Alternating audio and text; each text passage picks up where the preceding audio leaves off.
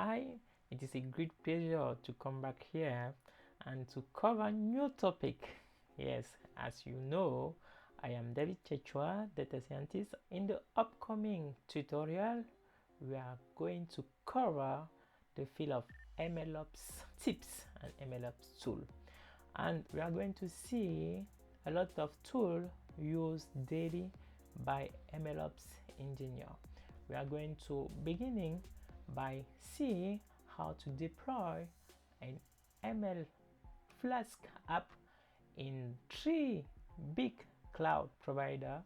Like as you know, AWS Fargate is the serverless solution in AWS environment.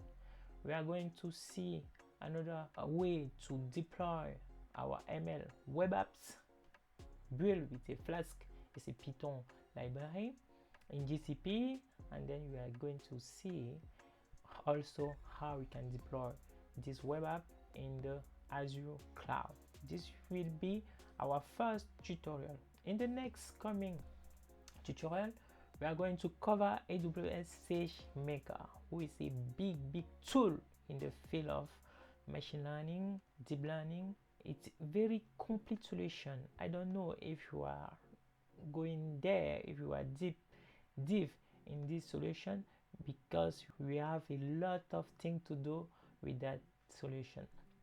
And we are also cover the topic like we are going to create a Gradio apps, Streamlit apps, and deploy Gradio apps in the Hugging Face, as you know.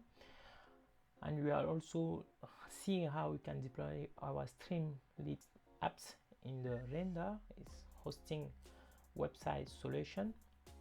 And we are going to finish to cover how we can build efficiently our machine learning pipeline with tools like ZenML, MLFlow, KubeFlow, DVC for model versioning, and Pycaret, who is a very nice library in the field of workflow of machine learning.